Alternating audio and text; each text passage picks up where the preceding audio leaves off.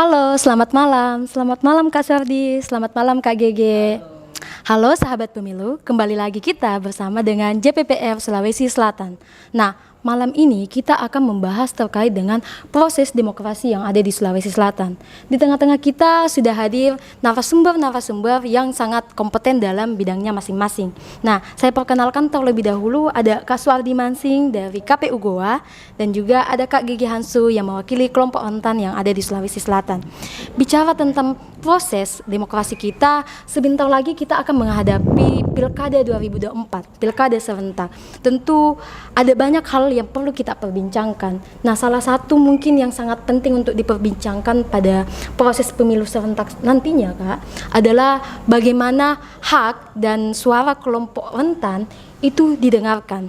Nah, karena di tengah-tengah kita sudah hadir narasumber, saya mungkin akan bertanya terlebih dahulu kepada Kak Suardi Mansing. Bagaimana sih mendefinisikan kelompok rentan itu sendiri dan bagaimana memenuhi hak-hak kelompok rentan pada proses pemilu kita nantinya? Oke, terima kasih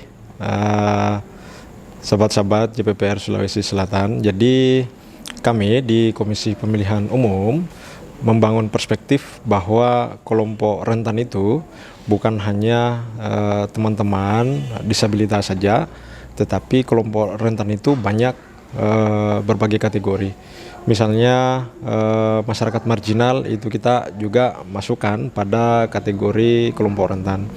Ibu-ibu hamil, lansia, dan seterusnya. Jadi berbicara tentang kelompok rentan, tentu kita tidak hanya berbicara pada satu segmentasi saja, tetapi ada begitu banyak segmentasi.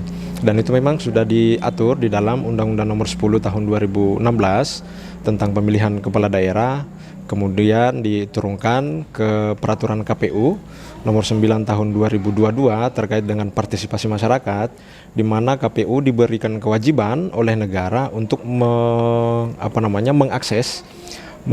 seluruh masyarakat yang masuk kategori kelompok rentan ini agar mereka dapat berpartisipasi aktif di pemilihan kepala daerah serentak tahun 2024. Paling terakhir itu ketika diturunkannya PKPU terbaru di PKPU 17 tahun 2024 terkait dengan proses pemungutan suara, di mana memang teman-teman dari kelompok rentan ini dispesialkan berbeda dengan kelompok masyarakat lainnya. Jadi dia diberikan akses khusus, fasilitas khusus yang berbeda dengan masyarakat lainnya. Saya kira itu perspektif kami di KPU terkait dengan kelompok rentan.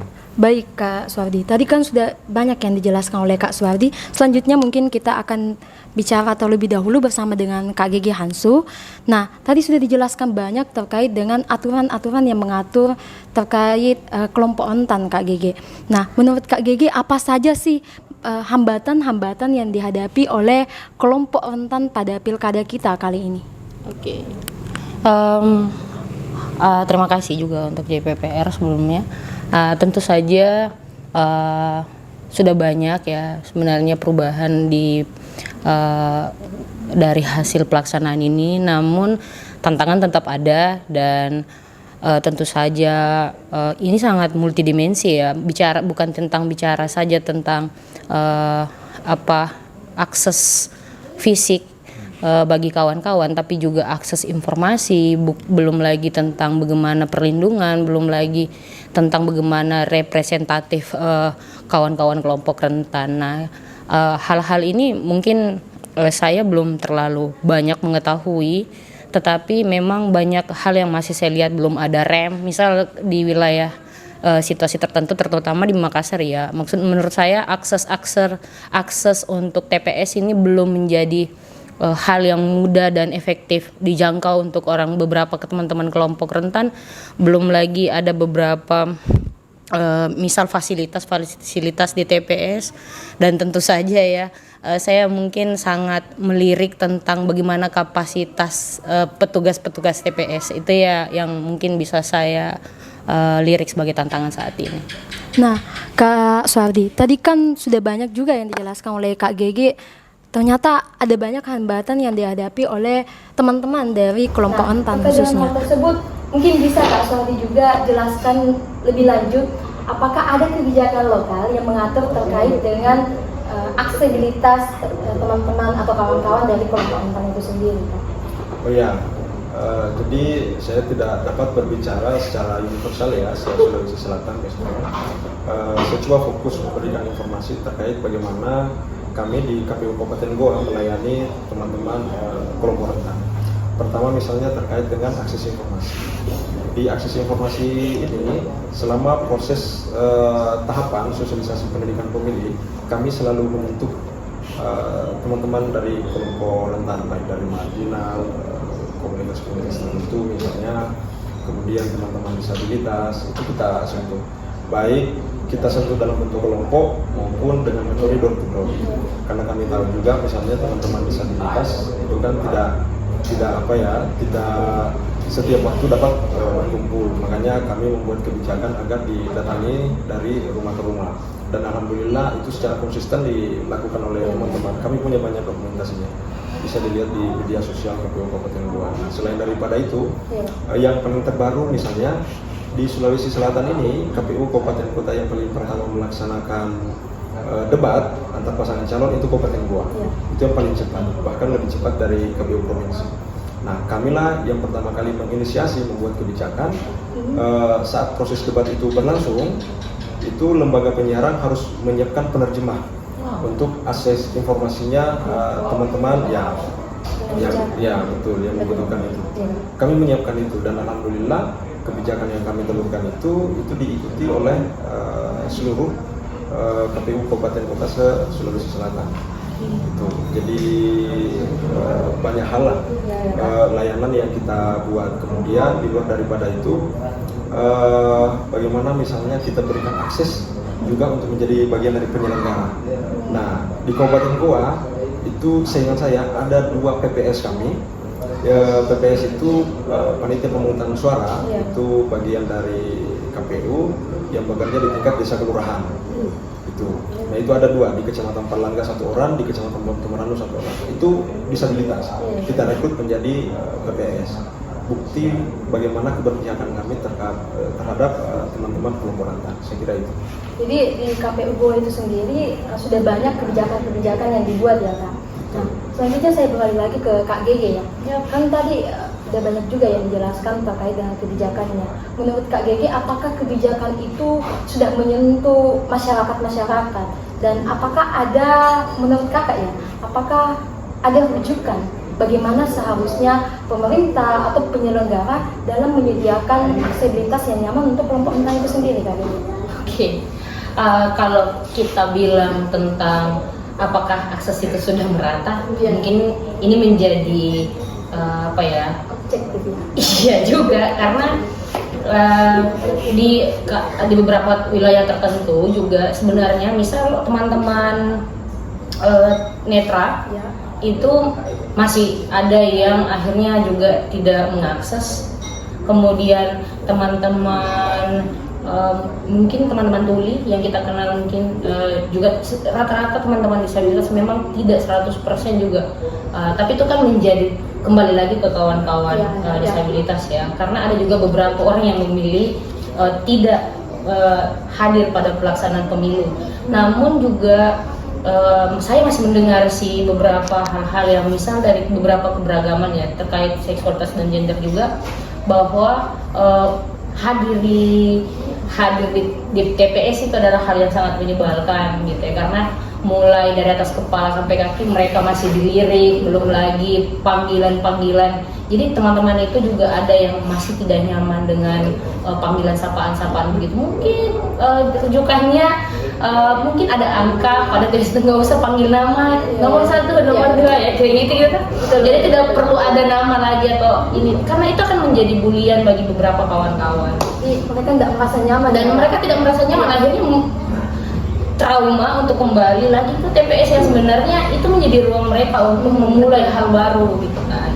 Nah, dan untuk secara hal yang lebih spesifik mungkin saya tidak melihat beberapa misal akses, kan sebenarnya ada beberapa akses yang dibutuhkan kawan-kawan disabilitas yang lainnya gitu, misal toilet itu juga masih kadang-kadang yang tidak ramah sudah tempatnya jauh, dia datang butuh ruang untuk mengurangi hal-hal yang mungkin tidak menyenangkan di tubuh. Nah itu diaksesnya susah. Nah makanya saya bilang tadi masalah fasilitas itu memang sangat juga dipengaruhi. Saya tidak tahu ya kalau di Goa sendiri mungkin menurutku sangat menarik ya, karena akses pertama adalah akses transportasi saja ke TPS itu kadang-kadang bikin jengkel, dan di Goa itu menarik karena sudah, kalau malah petugasnya sendiri yang datang ke sana ya kayak gitu, itu masih menjadi banyak hal. Jadi, walaupun sudah ada perubahan. Ketidaknyamanan masyarakat dalam mengakses aksesibilitas publik ini Kak, ini menjadi hambatan juga tentunya. Nah, selain daripada itu yang paling penting juga adalah bagaimana sosialisasi dan edukasinya. Nah, pasti kawan-kawan atau kakak-kakak dari KPU penyelenggara menyediakan itu, sosialisasi, edukasi kepada masyarakat. Nah, kira-kira sosialisasi dan edukasi apa yang telah dilakukan oleh KPU Goa, karena kakak Sualdi dari KPU Goa, yang telah dilakukan ini Kak? Ya, Apa saja? ya. Kalau terkait kegiatan-kegiatan Ya. sosialisasi apa saja yang kami sampaikan ke teman-teman rentan, saya kira banyak hal lah. Ya.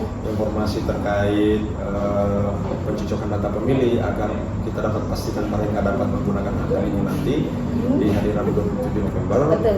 Nah, kemudian informasi terkait dengan pasangan calon itu kami informasikan ke mereka.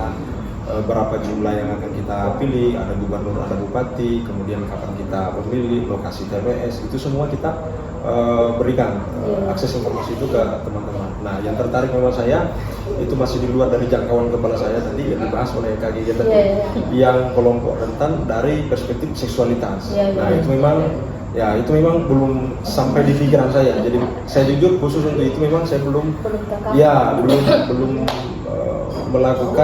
memikirkan sebuah kebijakan terkait dengan itu. Tapi saya kira itu menjadi masukan bagi saya. Insya Allah mungkin sepulang dari sini kami bisa mendiskusikan dengan teman-teman komisioner lain ya untuk menghindari hal-hal yang seperti itu yang disebutkan tadi saat di TPS lah. Tapi yang pada intinya bahwa untuk aksesibilitas untuk menggunakan hak pilihnya itu ada beberapa kebijakan yang sudah kami sampaikan. Pernah teman-teman Bawaslu itu mengeluarkan statement agar tidak ada mobilisasi di hari H. Nah, kami di KPU berpendapat, saya sendiri langsung menyampaikan bahwa tidak mungkin kita tidak ada aktivitas mobilisasi saat hari H. Contohnya misalnya kelompok rentan, bagaimana kalau kita tidak melakukan mobilisasi? Itu. Ya, makanya kami membuat kebijakan ke bawah bahwa silakan mau pemerintah setempat yang mau melakukan mobilisasi silakan, mau diinisiasi oleh teman-teman KPPS karena masih tersedia waktu, ya silakan dilakukan. Nah, itu kami sudah sampaikan, sudah tekankan ke bawah untuk melakukan itu. Nah, kemudian di dalam bilik sendiri, di normalnya kan di pengaturan kita ada 3 bilik untuk menggunakan hak pilihnya. Nah, khusus untuk kelompok rentan karena di Goa itu teman-teman disabilitas jumlahnya 2.253 yang terdata di kami. Itu yang akan menggunakan. Ya. Banyak ya Kak? Ya, makanya di semua lokasinya yang teman-teman membutuhkan akses untuk itu, kita tambah lagi 1 bilik yang posisinya lebih rendah dan menyiapkan tempat duduk. Itu yang saya katakan tadi bahwa kita menyiapkan fasilitas khusus untuk teman-teman sebagai bukti layanan kami bahwa kami peduli dengan teman-teman kelompok rentan tadi itu. Saya kira itu. Iya, sangat menarik ya Kak. Kemarin juga sempat diskusi sih sama beberapa teman-teman dari penyelenggara. Jadi diskusinya itu seputar bagaimana kawan-kawan dari kelompok rentan ini dapat mengakses segala fasilitas yang disediakan, tidak hanya fasilitas TPS ke TPS, tapi fasilitas-fasilitas pemilu lainnya. Mungkin tadi sudah dijelaskan terkait dengan informasi, sosialisasi dan sebagainya. Tapi ternyata Kak, di lapangan di beberapa daerah itu sosialisasi ini jarang dihadiri oleh kelompok rentan. Kebanyakan yang menghadiri sosialisasi ini adalah kawan-kawan atau masyarakat dari kelompok yang dalam tanda kutip kelompok biasa ya, yang mereka bukan berasal dari kelompok disabilitas, lanjut usia, ataupun kelompok rentan lainnya. Nah, ini juga menjadi tantangan. Saya ingin bertanya kembali lagi sebenarnya sama Kak Suardi, bagaimana apa sih langkah konkret yang seharusnya dilakukan oleh penyelenggara pemilu untuk menyelesaikan hal-hal seperti ini atau problem seperti ini di masyarakat? Ya, nah saya kembali bercerita lagi seperti yang saya sampaikan di awal. bahwa kami tahu bahwa tidak semua teman-teman rentan atau disabilitas misalnya, kita ambil satu segmen disabilitas, itu kan tidak sewaktu-waktu mereka bisa berkumpul. Nah itu kita datangi door-to-door. Atau yang paling terbaru misalnya waktu debat pasangan calon, KPU 2 kan itu melaksanakan di Makassar. Di RAB awal itu diperencanaan oleh komisioner terdahulu sebelum kami, itu ada undangan untuk disabilitas. Tetapi hanya diperuntukkan untuk satu orang. Kami berkesimpulan kalau untuk satu orang, bagaimana teman-teman disabilitas bisa hadir? Pasti dia butuh pendamping kan? Nah, makanya saya memaksakan untuk dilakukan revisi supaya disiapkan fasilitas untuk pendampingnya mereka. Dan alhamdulillah di debat 1, debat 2, karena 2 kali kita laksanakan debat di Goa, itu selalu hadir teman-teman disabilitas. Itu tadi sebagai bentuk komitmen kami bagaimana melayani teman-teman disabilitas. Saya kira itu. Terima kasih Kak Suwardi. Nah kita ke Kak Gege lagi ya. Nah Kak Gege sangat menarik ya pilkada kali ini karena calon-calon kita itu tidak hanya didominasi oleh laki-laki. Tidak hanya di pilkada Sulsel ya Kak, tapi juga di tingkat kabupaten kota. Nah melihat hal tersebut, tentu sebagai bagian dari kelompok rentan kita memiliki banyak harapan, banyak hal yang kita inginkan. Nah, menurut Kakak, apa sih yang seharusnya dilakukan? Ini tidak mengarah ke penyelenggara pemilu ya Kak, tapi ini mengarah kepada kebijakan apa sih yang seharusnya dilahirkan atau diberikan oleh pemerintah itu sendiri Kak? Oke. Menarik ya. Jadi ini kayak sedang berharap pada strategi calon kepala daerah. Oke.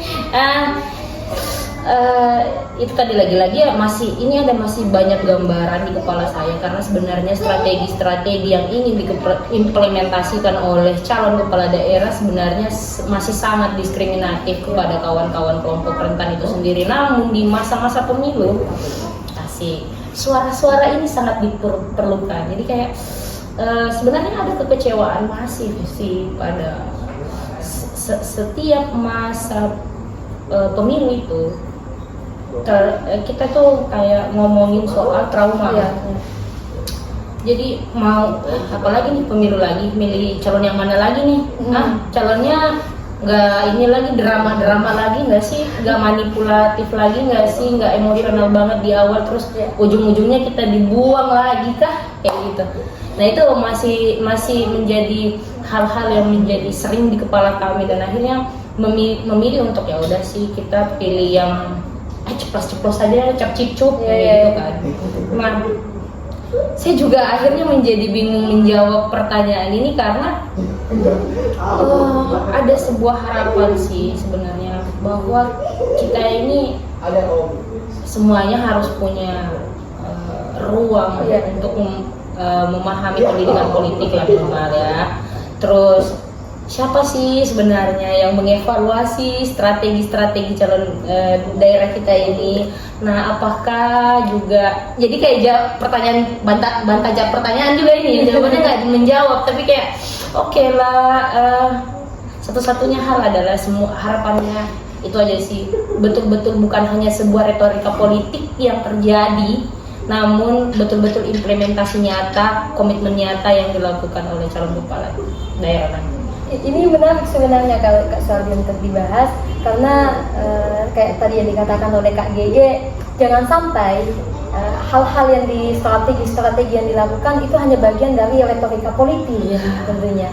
Nah, bicara tentang retorika politik tentunya kita ini objektif yang melihat sesuatu, tidak subjektif ya. Jadi menjadi tantangan yang besar juga tidak hanya untuk pemerintah ke depannya tapi untuk penyelenggara pemilu itu sendiri.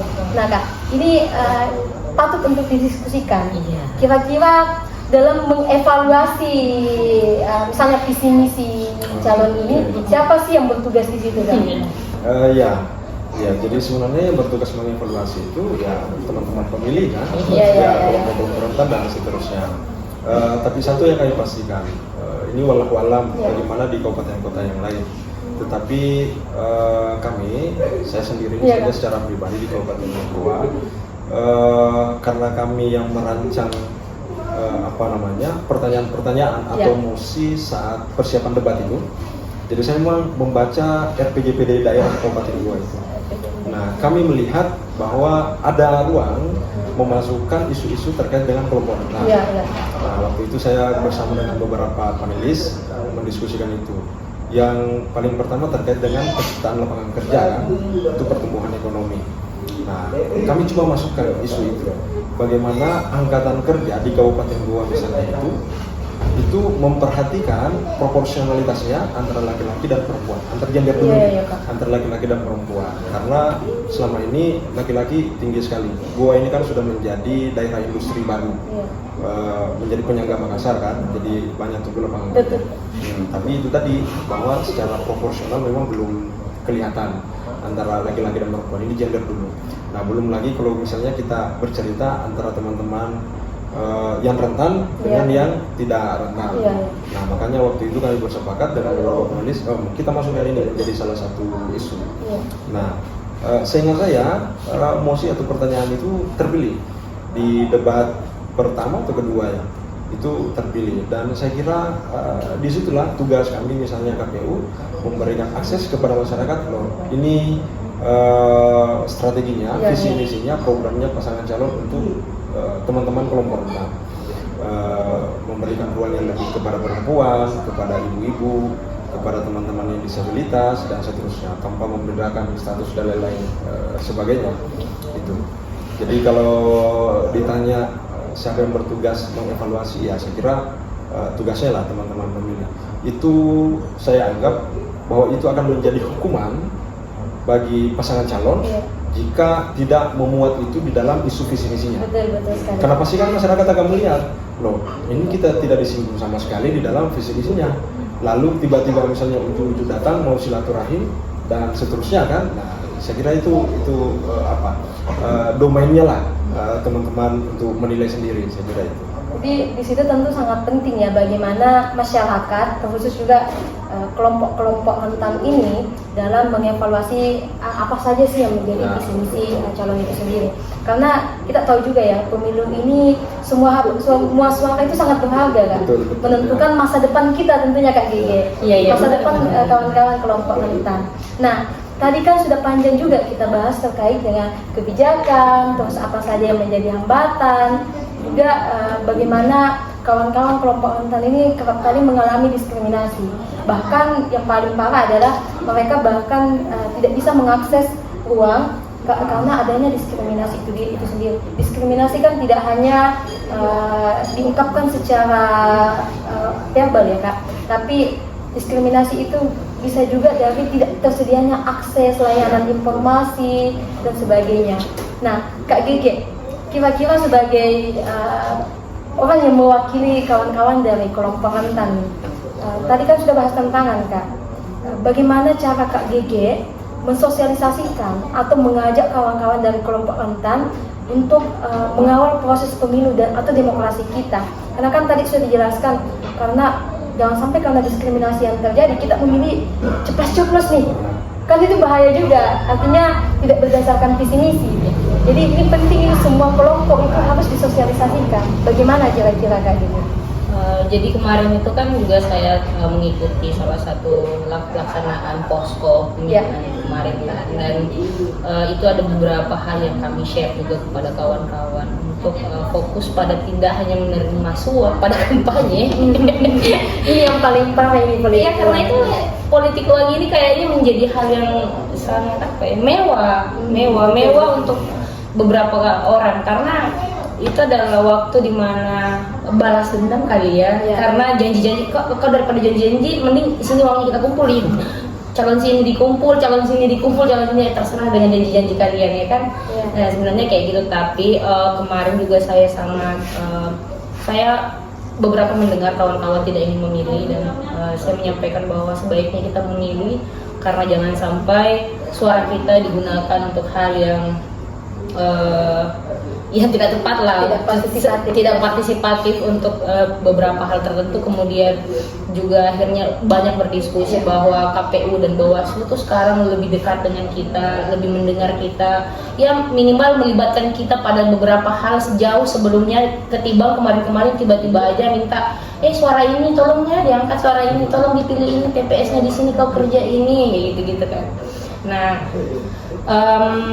hal menarik juga tadi mau saya singgung soal evaluasi itu, kembali lagi ke pemilih, bahwa kalau itu kembali ke kami, ya sebaiknya melibatkan kami lah pada implementasi sebelum itu terjadi. Jadi menuju prosesnya juga kami dilibatkan, tidak hanya pada teman-teman disabilitas, perempuan, masyarakat adat, isu lansia, semua tolong diajak, keberagaman gender dan seksualitas juga diajak. Jadi mungkin ya, saya ini masih mengasumsikan bahwa mereka tahu apa sih soal strategi planning gitu kan. Itu mungkin yang terjadi ya, tapi kan nggak mungkin juga kau buat strategi planning, kau mau angkat dari mana? Siapa yang paling tahu kehidupan mereka? Ya mereka sendiri dan kawan-kawan sendiri tentunya.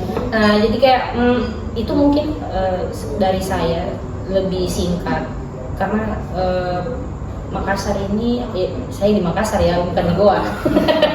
Saya masih banyak mengalami diskriminasi, stigma itu masih berdampak, akhirnya banyak kekerasan yang kami alami dari sangat subjek, bukan sangat varian lah, dan bukan hanya dari masyarakat itu sendiri, bahkan dari kelompok-kelompok tertentu yang memiliki kuasa pada wilayah ini gitu.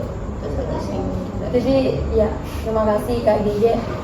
Ini juga menjadi tantangan ya Kak, karena jangan sampai masyarakat kita malah dalam pemilihan ini, karena kan kita sudah tahu money politik itu sangat mengakar, sehingga aksesibilitas atau partisipasi kelompok rentan ini hanya digunakan pada saat pilkada saja. Tentu ini akan meningkatkan masyarakat menjadi apatis, apalagi teman-teman dari kelompok rentan, karena tentunya siapapun yang kita pilih tadi, seperti yang saya katakan tadi, akan menentukan masa depan kita semua, tidak hanya kakak, baik itu saya dan kawan-kawan atau masyarakat yang ada di Indonesia pasti akan mempengaruhi kehidupan kita sehari-hari. Nah Kak, ini mungkin menjadi pertanyaan terakhir juga ya Kak. Kira-kira atau sejauh mana sih teman-teman dari penyelenggara menjangkau kawan-kawan dari kelompok rentan itu sendiri Kak? Bukan hanya kelompok disabilitas, perempuan, minoritas gender, cuman ada juga sebenarnya kelompok rentan seperti lanjut usia. Yang lanjut usia kan ini saya pribadi melihat sangat jarang ada yang di TPS. Walaupun ada yang di TPS, mereka sangat kesusahan ya. Kira-kira sejauh mana penyelenggara menjangkau mereka?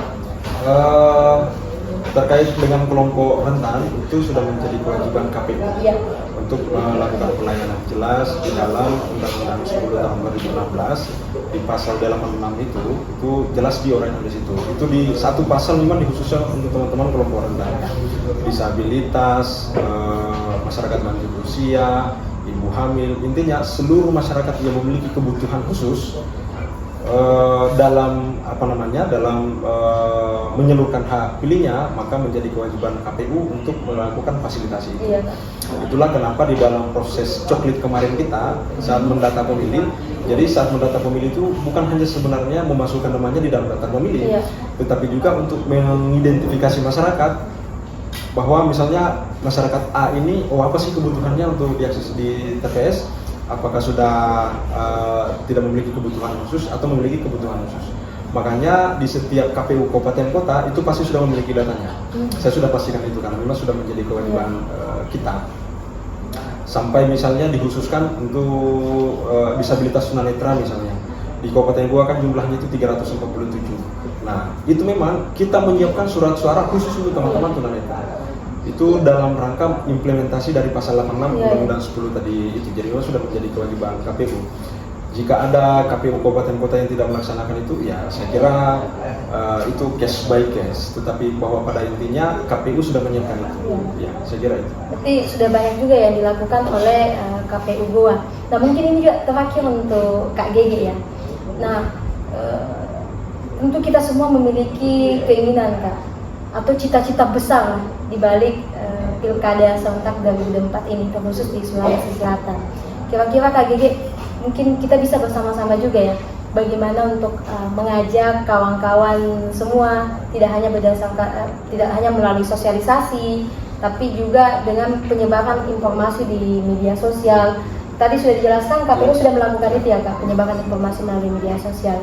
Nah, kalau teman-teman kelompok rentan, kira-kira Kak Gege bagaimana sih untuk mengajak tadi kelompok rentan tadi, bisa juga misalnya di podcast ini mengajak bagaimana caranya mengajak semua masyarakat Indonesia, terkhusus untuk kelompok rentan itu sendiri, supaya kita sama-sama ke TPS, kita sama-sama gunakan hak suara kita Kak Gege.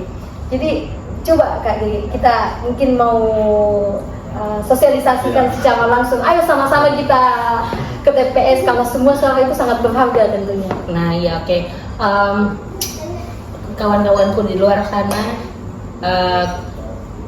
kelompok rentan bukan berarti kita tidak punya kekuatan. Ayo, mungkin kita punya banyak pengalaman, keresahan, kecewa di masa lampau terkait pemilu. Tentu kita sama-sama tahu itu. Saya tidak juga memaksakan kawan-kawan untuk memilih pada tahun ini, tapi percayalah bahwa setiap suara kita itu akan membawa perubahan di masa depan. Tetaplah memilih dengan sangat bijak, dan kalaupun tidak ada kebijakan di antara kebijakan, pilihlah yang paling bijak menurutmu ya. Yang paling bijaksana menurutmu, yang memang masih ada peluang untuk harapan-harapan kita bersama. Itu aja kawan. Jadi sangat luar biasa sekali ya Kak. Saya mau mengucapkan terima kasih juga mewakili kawan-kawan dari JPPR Sulawesi Selatan. Jadi kawan-kawan pendengar podcast kami, tentu satu suara itu sangat berharga. Bagaimana kita menjadi pemilih cerdas agar demokrasi Indonesia kita juga semakin cerdas dengan meningkatkan partisipasi semua elemen masyarakat, termasuk juga kelompok rentan yang menjadi bagian dari masyarakat itu sendiri. Karena setiap suara kita akan menentukan kebijakan apa yang kedepannya akan dilakukan oleh pemerintah itu sendiri. Terima kasih Kak, terima kasih sekali lagi. Demikian mungkin kawan-kawan sekalian, kami pamit undur diri. Assalamualaikum warahmatullahi wabarakatuh. Dadah.